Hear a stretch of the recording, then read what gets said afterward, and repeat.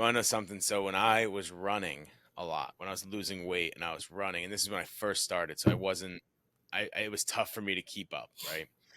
I would put on music, but I couldn't listen to real music. Like I couldn't listen to I shouldn't say real music. I couldn't listen to music that you would think you'd listen to, but I had to listen to like old pop music or songs like that, like Eye to Eye by Powerline. Yeah, I had to listen to that. Like I had to listen to like very obscure songs because I just couldn't. It was something about the timing of like songs, like pop songs, like old pop songs and songs like that are between 1 to 2.5 minutes. yeah, So I can never actually time it up. The problem is like actual like I don't want to say actual songs because those are all actual songs, but like songs you would think you'd listen to are between 4 to 5 minutes. So I yeah. know, like, all right, there's going to be, if I do these four songs, that's this many minutes, that's 15 minutes, that's 20 minutes, whatever it is. But when I listen to that, I listen to some pop song from 2004 and it's followed up by Powerline and then it's followed up by some theme song to some cartoon. It's like I don't know how much time that was because one of those was like 30 seconds, one of those was like a minute and a half, and the other one was like 2.5 minutes. Yeah. Like I don't do the math No, that my fast like pump up that. song when I first get to the gym is a score from My Hero Academia. It's a song Hmm. called "You Say Run," and it is something that just it puts me like I'll run through a wall, and it gets me there. And then for the rest of the time I'm at the gym, I'm listening to movie scores and like some rock songs, but like Hmm. anthem rock songs. Like Yeah, yeah, yeah, I can't listen to like everyday music like you say. I need scores and like anthem songs that yeah, keep me going. Like there's some rap anthem songs and then there's some rock anthem songs that are mixed in there, but the yeah, rest is like anime scores and movie scores. You yeah. I know, was the same. I like was big on cartoon songs, especially during COVID when Steven Universe was just ending. There was a lot of that stuff in there. Like you name it, like anything that was in a cartoon, if it was in a video game. I listened to a lot of video game. String Player Gamer. I don't know if you've ever heard of him. He does string renditions of video game music. The oh, okay. Zelda album.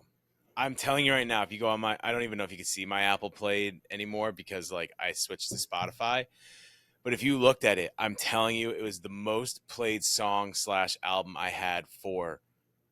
I bet you by like 20, by times 20. Like I used to play that all on my walks, on my runs, on my lifts. I don't know why it didn't. It's not like it pumped me up, but it just put me in a good state of mind to keep going. Yeah, there's a guy named Samuel Kim, and he does orchestra like reimaginings of a bunch of different music everywhere. He did Yeah, a little bit of Zelda, some of the Zelda songs, but my always. favorite, he does he reimagines like the Star Wars songs.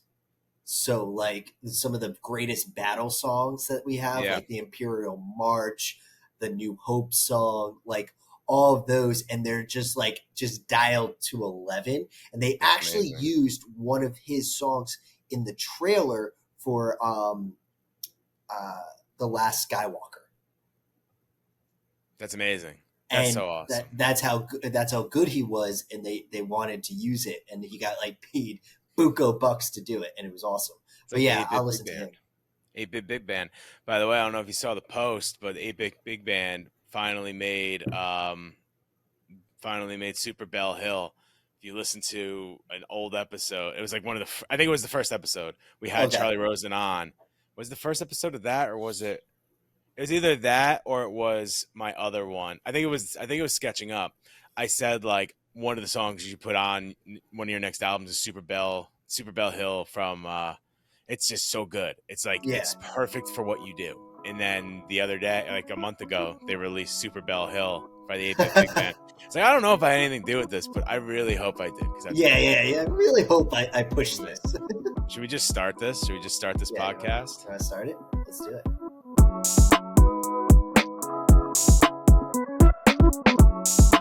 Welcome to episode 92 Oh, of Sketching Up. I know we're getting up there. We're getting up Get it there. out there. I am Exciting. back after another hiatus. I feel like it's every 15 episodes I go missing.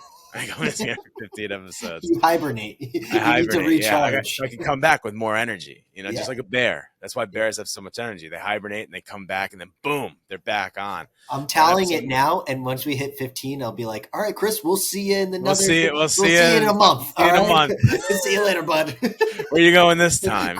Chris is going into his cave to hibernate for the month. He's growing a lot of fur. But episode 117 is gonna be a banger. It's going to be insane. He's coming out with fireworks. It's gonna be great. As you might notice, there's no Kyle today. Kyle, man, it's football season. Football. It's so football, tougher. and it's football down in Georgia. It's football in Georgia. So no, Kyle might be in and out, but you are watching Sketching Up with Matt and I, and this is episode 92. Make sure you follow Schnabel Studios anywhere you get your podcast or your social media, Instagram, Twitter, Facebook. Social media. Come on. Do I have to name them all at this point? But also, I actually have to look at this before we do this because I just made this. You can now follow us on Instagram at Sketching Up Podcast on Instagram. So go out there, follow us there. You can get every day or every so often posts from us on there about everything that we talk about. And then you can get all your other Schnabel Studios stuff like Offstage, Mad Props. By the way, I have some guests lined up. So I say that I feel like all the time. And I feel like I'm like, wow, I just keep saying I have guests lined up. But I do. It's just, I haven't even been here in a month, Well, I'm excited for the new Instagram for Sketching Up. The new Daddy new Schnabel Instagram Studios kicked us out of the nest, so now we gotta fly. That's not true. It'll still be on. Hey, I said I made one for my own too, so I kicked myself out of the nest. Yeah, that's how we're doing it. Before we get going as well, I know we don't usually do free ads, but go follow OKO Podcast. It's a new podcast. You go OKO Podcast, OHKO Podcast on Instagram. It is our good friend Joe Brown's VGC Pokemon podcast. Definitely go follow that because he is the man. He just went to Japan for Worlds. He might still be there. No, he's not. He went to Japan for Worlds, so maybe we got to try to get him on soon so he can talk about his time in Japan. He might say, no, I have my own podcast to talk about those stories on. I just started. Then have us on. Yeah, have us on. Yeah, just have us on. Pokemon. I went to a VGC event out here in Hartford.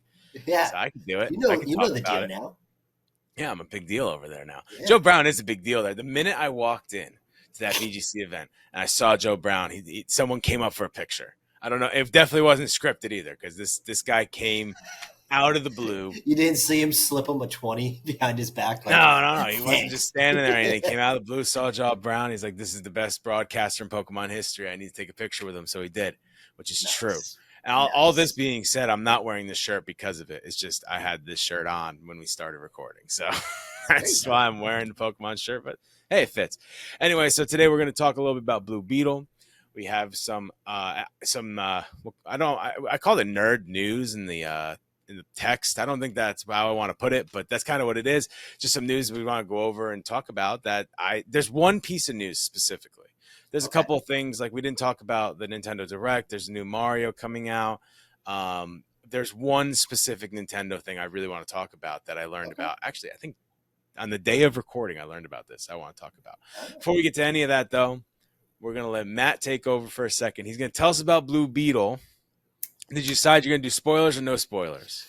I'm going to do no spoilers since it just came out. It just came out last week. Came out on Friday. I don't want to, people are busy. It's the end of the summer. I know like it's harder to get to. Yeah, like you. The reason we're throwing it to Matt is because I not only have not seen that, I haven't seen a TV, like an actual physical TV. Like, not just the movies. No, like. So if anybody didn't know, Chris is Amish when he goes into hibernation. I am. I've been churning butter for a month. Yeah, it's just churning butter, but the butter is banging. The butter is banging. It's good butter. Good. It takes a month, but it's good butter. It's good butter.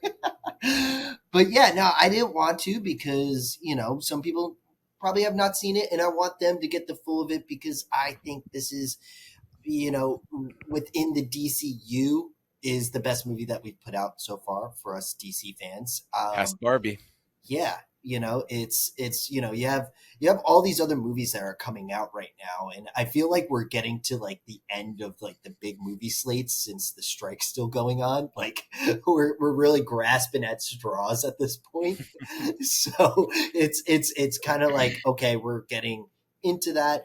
I did see Barbie, by the way. Also, I saw that last week. So I've seen Oppenheimer, I've seen Barbie, I've seen Blue Beetle. The cool thing about seeing Blue Beetle, I want to tell everybody, I saw it at a drive-in. Oh, that's awesome. Yep, at the Warwick Drive-in in New York State. I went with Warwick, New York. yeah, I went up and I saw it with some friends, and it was an awesome experience because we not just had a clear night. For some reason, like it was absolutely empty. So like, I think because it was, they have 3 screens there. The Mm-hmm. place Oh, for I'm familiar with this place. where they had Barbie was packed. And then they had the new movie that is like it has Will Ferrell in it, and it's like he's a The dog dog. one? The Stray, I think it's Stray. Yeah, It's called Stray. Strays or something like that. That one had some people in it, and then Blue Beetle had a good amount, but enough where like the next car was like 2 spaces over. So it was Perfect. really nice to spread out and we had just a clear night. It was all stars, no clouds or anything, just a clear night. And they put the movie on as soon as the sun set. So like you could clearly see the screen without like a little glare or anything. So it was just a perfect night to go see the movie. Um, Very no, familiar with that drive-through, by the way. I've been there, or yeah, drive-in, I should say. Been there many times. It's a good spot. Haven't been there in, I would say, probably 15 years. But it's a good spot. It's a really yeah. good I spot up there highly in Warwick, suggest New York. anybody who's in the area of North Jersey, Southern New York, even New York City, if you have a car, like head over there. For me, it's like 45 minutes, but it's so worth it. It's so worth it because you get this experience that you normally don't get. Not anymore. It's not a common thing to go do. So highly suggest it. All the people there are super nice. We took my buddy, he just got a brand new 4-door Wrangler, so he had the Mhm. doors off and everything. Wow. So it was just a good night What a just to vibe. sit. Yeah, oh yeah. Just sit. We brought beers. We had food. We picked up some food, so we just like sat there. We went to the concession, got popcorn and snacks, but we all got sandwiches. So we ate those, and then went to the snacks and having beers. It was just a great time to sit and watch a really good DC movie. Now, this movie is nothing mind blowing. Okay, like and that's probably why I like it so much, that it didn't try to get ahead of itself. It was a strictly origin movie. Okay, it's strictly origin. It's just about Jaime Reyes, the 3rd iteration of Blue Beetle. For people who don't know, there were 2 Blue Beetles before him. You had Dan Garrett, who was a professor, and you had Ted Cord. Now, Ted Cord, just a little background, Ted Cord was the understudy for Dan Garrett. They worked together at one of the universities in the DC world. I can't remember which one. Dan Garrett, DCU. yeah, well, in the comic books at least. I know. I was making a joke. DCU. Like Yeah, DC DC University. University. Yep. Thank Um, you. Dan Garrett actually got the Scarab to work for him when he found it. The cool part is that Ted Cord never got the Scarab to work for him. But Ted Cord is a genius. He figured out how to pull the technology from the Scarab out to power all of his weapons and all of his gadgets. Kind of like if, Batman had a supercomputer to help him build all of his gadgets. He didn't. He had Lucius Fox, but he had the Scarab to power all of his stuff. So, which was cool. The story itself is really about family. It's about a struggling Spanish family in a city that is run by Cord Industries. Now, Ted Cord is completely missing in this story. He's nowhere. People haven't seen him in, they said, 15 years. Now, it has Jaime Reyes' family, and then the other character is Ted Cord's daughter. who is going up against Cord Industries because it's run by Ted's sister, who is very what's the word? She's very, I would say she's very upset because she was always in the shadow of Ted before he went missing. And when Ted went missing, his daughter wasn't old enough to take control of the company. So she took control and then changed all the bylaws and made herself the sole person to own Cord Industries. The daughter only had a board chair, and that's it. So you get this dynamic of the daughter is doing a lot of philanthropic works, donating money and everything, because Ted helped build the city that they're in. But since he's gone, the city now has turned into kind of like Manhattan, and a lot of gentrification and everything. Like it's turned into the rich are now going there, and all the people who were there when Ted was building all this up are now displaced people. Mm-hmm. And so that's a very interesting take on the story, which I actually really liked. The other part is a little Easter egg that came up.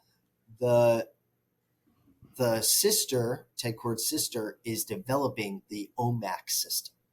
Now, people who've read the comics know that OMAC is a character in DC. He's an AI defense system that technically Bruce Wayne invents for extraterrestrial invasions. And he actually in the comics talks to Ted, and Ted tells him it's a no-go. Don't do this, because if you turn that on, it may go Terminator on you and turn on the humans and take out the alien invasion and the humans, thinking that they're both a threat to the planet.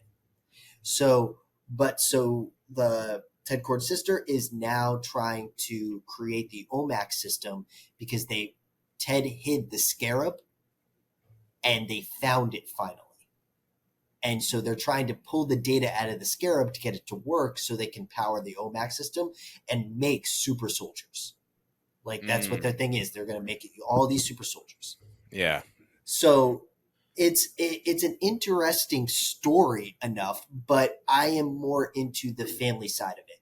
It's a Spanish family. It's in my case, when I think about it, it's kind of the first Latino superhero that we've seen on the big screen that's focused on their family heritage.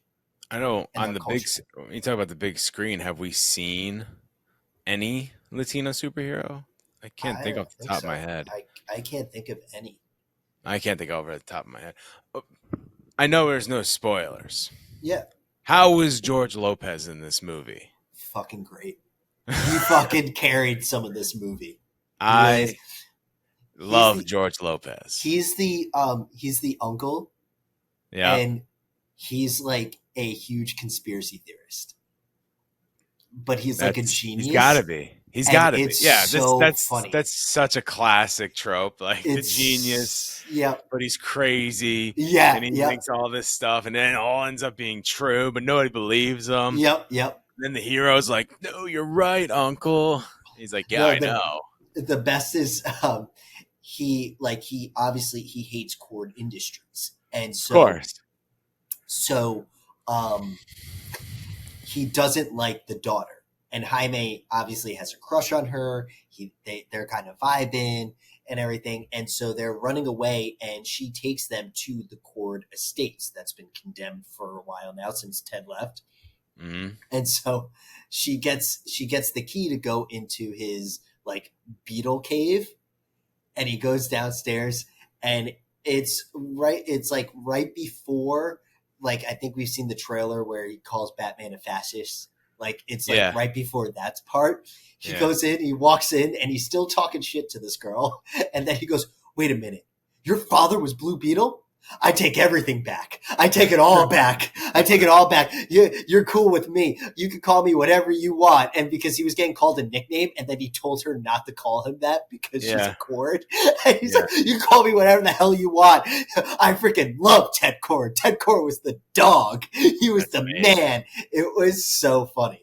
It's like 95% of the reason I want to see the movie is because of George Lopez. There was this video. Great. There was this video that someone made on Instagram.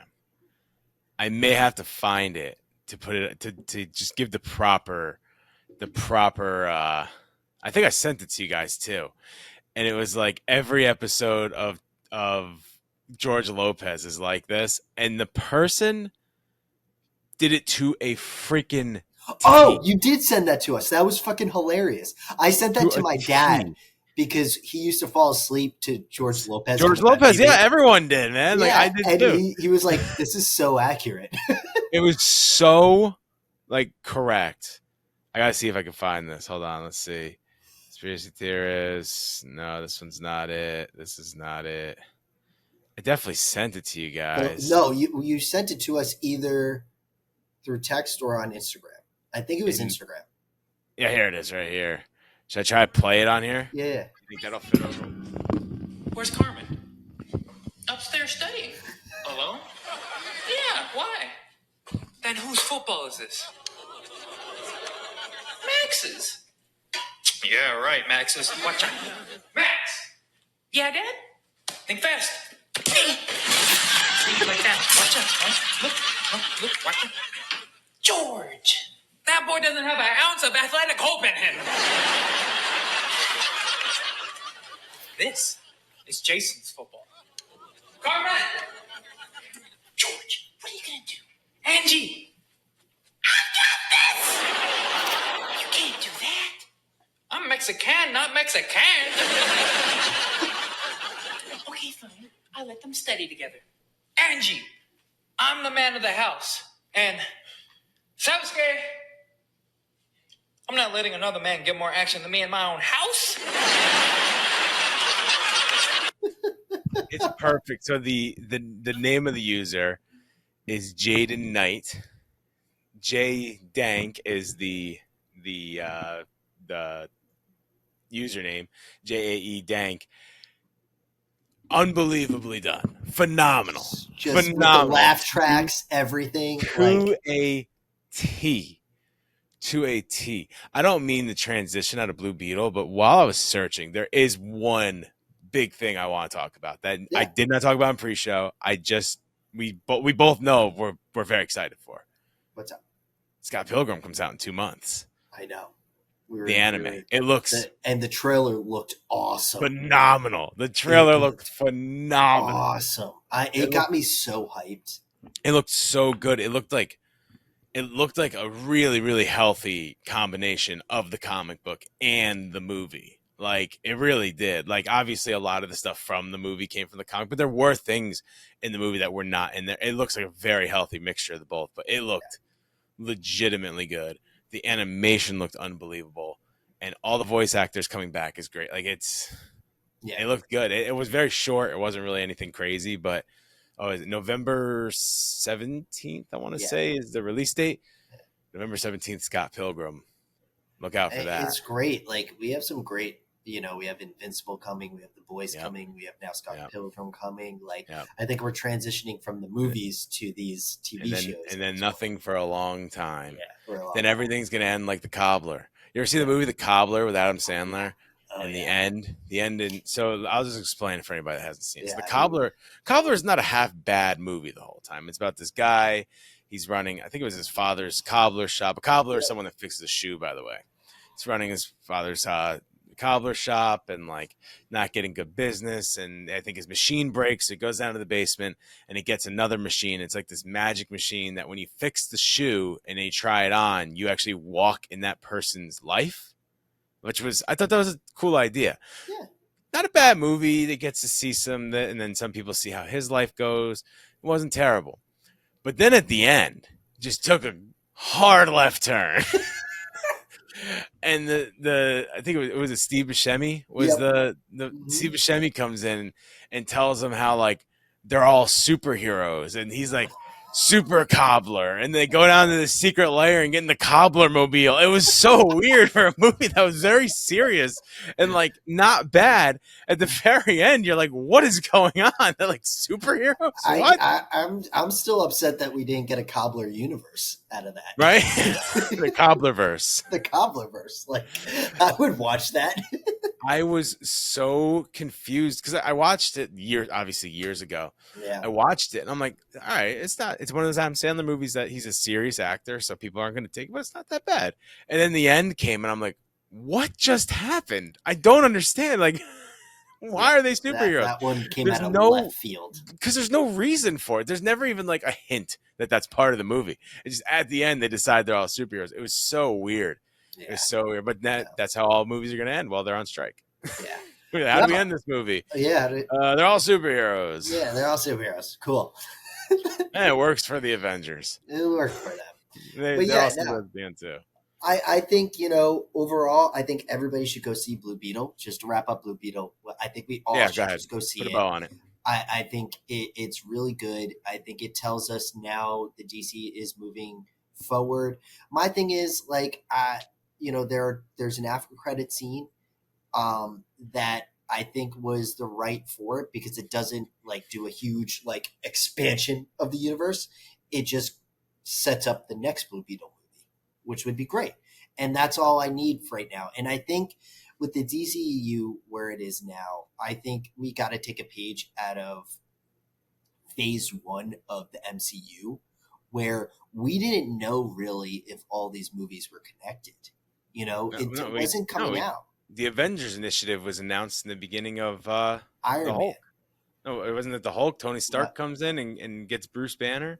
Yeah, no, he talks to Ross. Yeah, you're right. He talks to and then, but we didn't really know that outside of seeing the movie.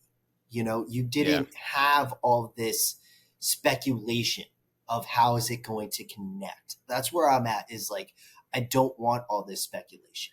Like, I wouldn't care if these movies don't all connect now. Like, that's not what I'm looking for. I'm looking for good movies, which what Blue Beetle as its own entity was. It was a good movie. And I think DC is more successful when that happens. I think having, let's take the last DC movie that was a standalone was The Batman. And it did a great job. It was a great movie. It was what everybody was kind of looking for in a Batman who is a detective on top of a crime fighter. You got to see all of that. Let's just keep it there, and like let's set up the next movie that's in for that superhero. Let's not set up a huge thing where people are just going to speculate wildly. Like it's got to stop.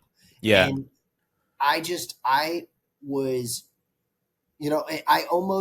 my one buddy was sitting in the car, the credits start to roll and he goes, "Oh, is there an after credit scene?" I was like, "Yeah."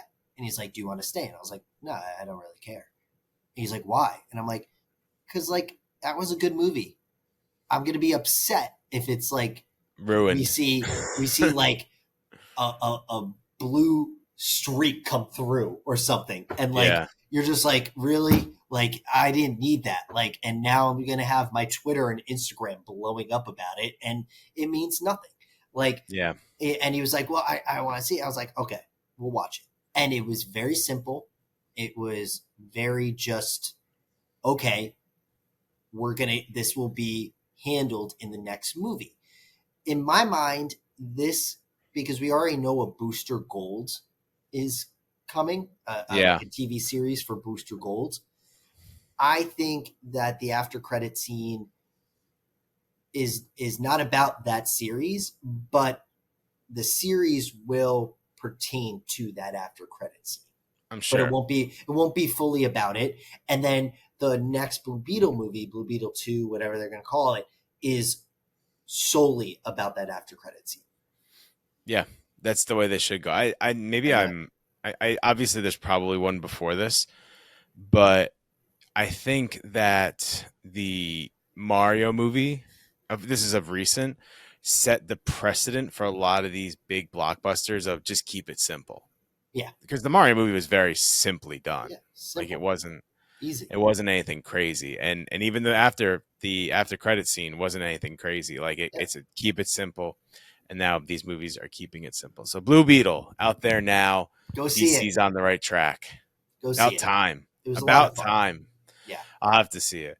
I still haven't seen The Flash, and now you can just watch it on Max. So Yeah, I think it comes out August 25th. something like that. Yeah, Yeah. it comes out very soon. Yeah. So there's at least one more thing I wanted to talk about. We didn't talk about the new Nintendo Direct. There's very Mario heavy. Yeah. New Mario. Actually, that's a lie. I think I did talk about the Nintendo Direct, but I think I did a solo pod for it because I had to talk about it. So I'm not even going to talk. We said in the beginning we're going to talk about it. If you were here for that, go listen. There is one. Go back and listen to it. I don't know what episode. Doesn't matter. No Nintendo Direct. We're going to skip that. There is one thing before we end this podcast I have to talk about. Mhm. Okay. Charles Martinet. I had it off the top of my head before. The original Mario and Luigi, Wario, Waluigi, all them, Mhm. is stepping down as the voice of Really? Mario. So I believe it's after Wonder on will be a different voice actor for Mario, Luigi, Wario, Do you say why? Waluigi. Probably he's old. He's been Yeah, doing no, it. he's He's probably been the way voice more. actor since Mario started. So since the that was 80s. in the 80s. So he's 85, probably 1985. He's probably in his 70s now. I can do a quick. I guess I should do it so I have the name right. It's Martinet. I had it right the first time. Should have stuck with it. And he is 67 years old. I'm sure a lot comes with being Mario. Like now it's even bigger. And like I'm sure he had a lot of stuff he was doing after he had a small part in the Mario movie, but he was Mario for a long time. So he probably has, was on tours and stuff like that. But he has to go to conventions. Like that's how these guys make their real money. Like they make it through that, but they go to conventions, they do this, they do that. He's been doing it for a long time. So all the characters he does are, let's see if it has it somewhere where I could just look. It does not have it somewhere where you could just look, unfortunately. But I know he does all the guys. I think he does DK. Pretty sure he does Yoshi. He does Toad. He does every single character just about. Old school. That's old school voice acting. And if you don't know what I'm talking about, Looney Tunes, all Mel Blanc. Like that, I believe the original Disney was all Disney, and then someone else took over, and it's all one person for every single character. Oh yeah. So that's old school, and that's what they did. And he is stepping down. So we don't really have to talk too much about it. The thing I just wanted to say is, do you think that they're going to get multiple people to take over this role? Or do you think they're going to try to find a Swiss Army knife? Like, because if they try to find another person that does everything, you can do that, but it may not be the same. Like when you start with one guy and you just let him do all the voices, they're always going to sound the same because it was him originally. But now that it's not him anymore, what do we think that like? I don't know. I feel like, they're going to look for different people to voice these characters to kind of give them individually. And give them their own, because a lot of voices, when people do them, give their kind of their own spin on it. So the character has their own personality. Yeah. So I could see them doing that. So everybody kind of has their own way. I think with the Mario universe, with all the characters that are there, it would make sense to do that because they're also kind of very different in the way that they move, to the way what they're doing in the games or in the stories. They have their own kind of path where you kind of want someone to dedicate themselves to that path and not have one guy dedicate themselves to all, let's say 8, 9, 10 paths and try to make his voice a little different. Now it works, Seth MacFarlane, he voices everybody on like Family Guy, You have 5 main characters are him. you have Nick Kroll, who does all the voices on what's that Netflix show? Big Mouth. Big Mouth. You know, he does all those, and they kind of have their. So it's really different, but I think with such a prominent, you know, Big Mouth and Family Guy, all those, I don't think they hold a candle to how popular they are when it compared to Mario characters. Mario, yeah, and with the movies coming out and stuff like that, first of all, based on what we saw in the movie, Chris Pratt can do Mario's voice. It was fantastic when he did that little piece where he was actually doing the Mario voice. It was fantastically done. So he could do that. But Charlie Day could do Luigi. I loved him as Luigi.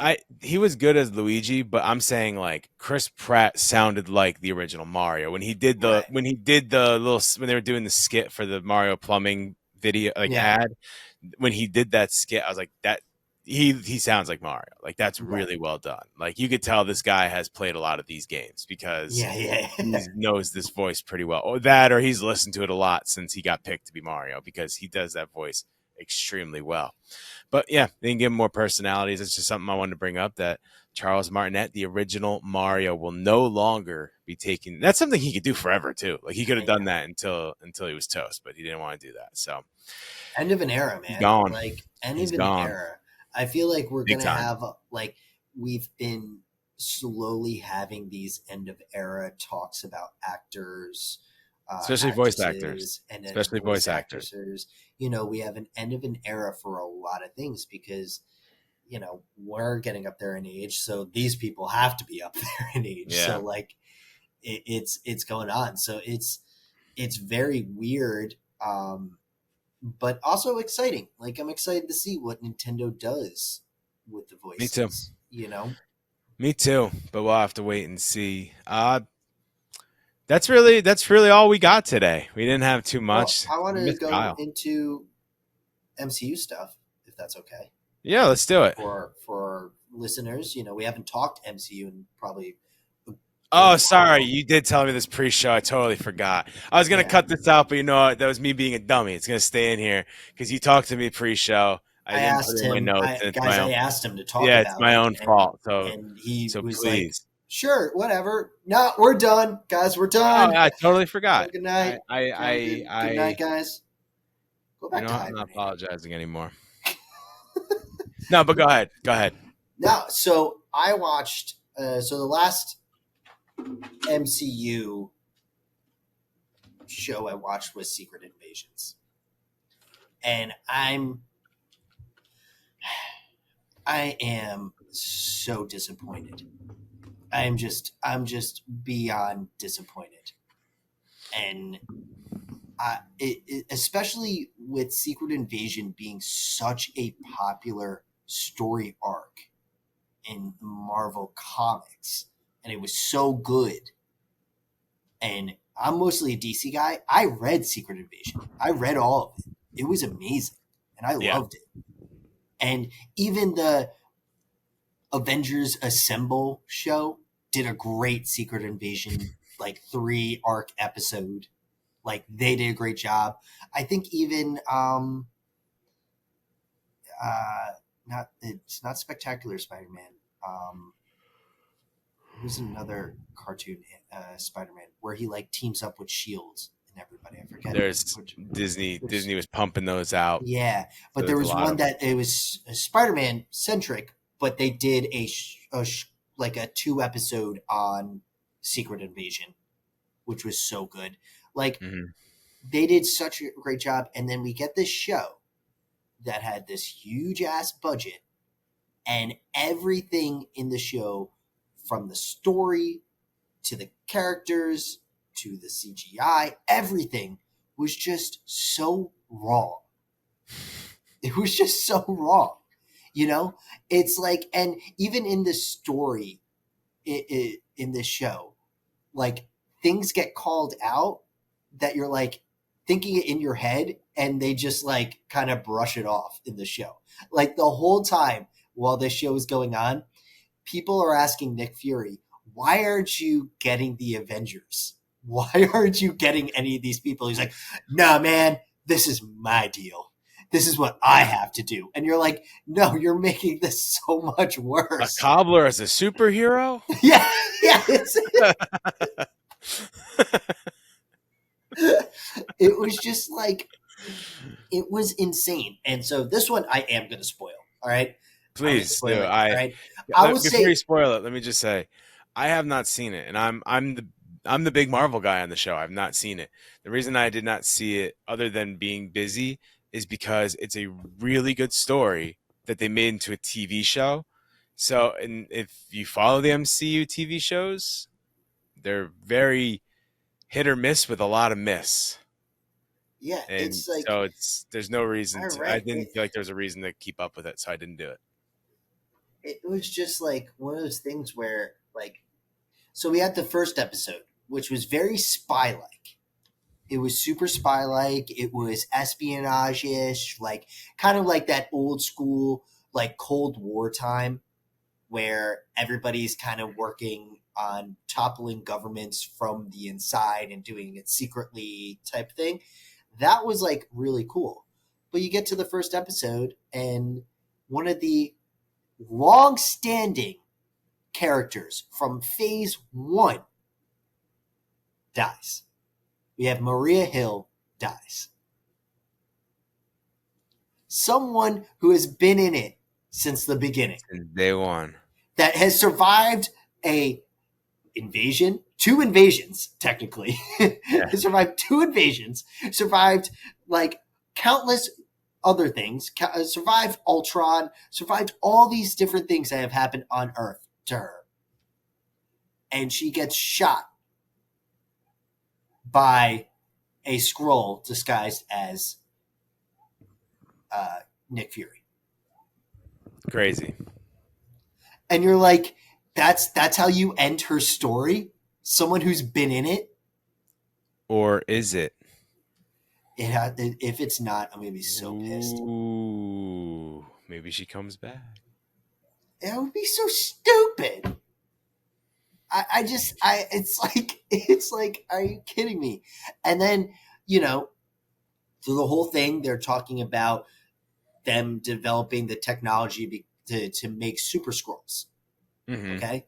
So Amelia Clark's character, Gaia, gets the vial of all the DNA of all the heavy hitters of the Avengers. And even guys who are like all of Thanos' children that came to Earth and everything. That DNA. They were like, there. "Oh, we make sure you get a DNA sample." Yeah, We and might they need got this all in the these. future. Oh, and the best part is there's DNA samples of characters from like the comics that we have never even seen. Like we've never seen. That's an interesting way to put them in.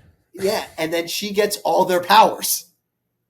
So she has the powers of the people we haven't seen yet. That is a very new age MCU move. Yep. And she has all these powers. MCU, sorry to interrupt. The MCU is all about the Easter eggs now. But the problem is, if you're not a dedicated reader, which 90% of the viewership isn't, yep, you have no idea what's going on. Yeah, you have no idea what that power is. Like, it's a power. I saw the name and I'm like, I don't think we've ever seen that person in the comics or in the shows or the movies. And then I'm like, but she has their power.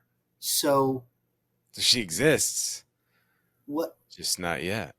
Yeah. And it was so odd. It was just. They think it's a fun Easter egg. They think it's like a fun Easter egg that people are going to enjoy, but they don't realize like that's not fun. Like a fun Easter egg is when I believe it was the second MCU Spider-Man when he's going through the air and the wings come out like the spider. That's a fun Easter egg. Like seeing characters we haven't seen yet and then seeing their powers before they're on screen is not a fun Easter egg. But the MCU, man, there's a lot of things wrong with it. We can go into a whole other pod, so we're not going to go deep into it. But one of the biggest things is like especially after No Way Home. Yeah, I think they realized that like feeding into what the fans want was going to make them money, and it did not work because there's a huge difference between feeding into the fans want for something like No Way Home, which is Spider-Man, which is the most beloved Marvel character. We already have 2 movies that are very loved, at least one that's extremely loved, the other one, the first one's at least loved. We have like a lot of lore. Everyone knows the story. Like, of course, if you feed into that, people are going to love it. But if you feed into characters nobody knows, like, what are you doing? Yeah. It just You're doesn't hitting the make 1%. any sense. And I think that's where they're at right now, where they realized, oh crap, we don't have kind of singular movies of characters Yeah. coming out anymore, like we did in phase No 1, 2, 3. powerhouses. No powerhouses, and then we're just kind of trying to sprinkle that in to make up for it, and it's just Yeah. like that's not doing it for me. The sprinkle it in thing is another big problem too. It's every movie has to connect, which is, you're talking about Blue Beetle. Every movie has to connect. Every movie has to be connected with this. That was the big thing with Wakanda Forever. I think Wakanda Forever could have been a really good Black Panther movie, but they had to have Ironheart in it. Like, they had to do it because they knew if they put Ironheart in this, people will see it because she was in this. And it's like, but she took away from the movie. Yeah. But that's what they do. Like they're talking about Stark Tech and all this, and you're like, well, in the comics, Tony finds her. Yeah. It's not Wakanda. But they decided to take him out. Yeah. And like, I understand that, doing what they did with losing Cap and Iron Man and Tony and all of that. I understand that, but don't take a character that's so closely tied to a character you just killed off. And in the movie, that's, in my mind, Wakanda Forever kind of came out like right after Endgame, in my opinion. Like, it's like, it's too close to the ending of Endgame to bring in someone who is so closely tied. Like, she went to MIT. She's like, she's all about Tony Stark and what he does. Like, she is all about that in the comics. And you take her out and like, you make her like this person that now is like obsessed with Wakanda. And you're like, no, I want to see what's been going on with Wakanda. And you can bring in Namor. Like, that was great. I thought Namor. But that's because he was the villain. Like, yes, that makes sense. I thought that makes sense. They hate each other in the comics. They will hate each other in the MCU. Makes sense. But to bring in that person, Ironheart, you bring Ironheart in, and they're just there as another hero. Like, and you're not getting her backstory. You're not really getting who she is as a person. You're just getting her to have her. Yeah.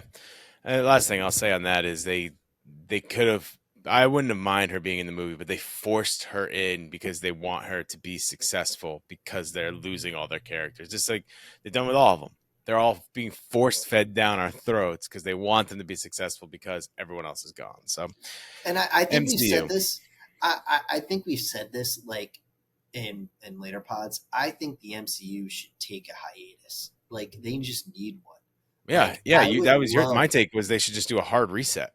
Yeah, or just do like absolute hard reset. Like, now that they have X-Men and now that they have the Fantastic Four, like, don't tell us we're getting Secret Wars. Don't tell us we're getting the Kang stuff. Like, don't do all that. Like, wait. Like, well, Kang and all of them. Like, in my mind, it's like Kang is a great powerhouse villain. Well, you need powerhouse heroes to go up against him. Yeah. Like, you don't have that here. And so it's like, why put him up against fucking Ant-Man and be like, yep, this is going to be great. Like, no. Like, this is not going to be great. Like, well, please. It's lucky for you because no matter what they announce, we won't be seeing it for quite a while. So they might be doing a hiatus either way. I know. Like, I think unforced, that's the best. Or actually a forced hiatus. Not the only thing I'm excited for, because I love the first, was Loki 2's coming out, and like, that's the only thing I'm excited for, because I thought that was a really well done story on its own. Like, I would have loved if they didn't do the whole Kang thing in Ant-Man, and we don't see another Kang until this Loki coming out. Well, we might not see Kang at all with everything going on with Jonathan Majors. So we'll have to see. But that girl who who accused him of all that, like fled the country. Strange. It's Strange weird. times. Strange times. It's Oh, we weird. got to cover a lot of stuff today. That's what a way back. What a way back What into a way the back. what a way back into the fandom realm. No more conspiracy theories. Everything we said is true today. Yes. But Yes.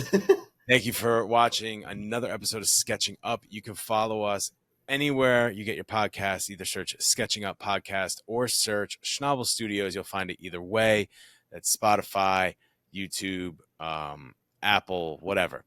You can also follow us on social media, any social media platform at Schnabel Studios, or now at Sketching Up Podcast. Either one, if you want all the Sketching Up podcast information you can get, go follow that. If you want stuff there with other podcasts like Mad Props or the film stuff like Offstage or Southern Hospitality, go follow Schnabel Studios.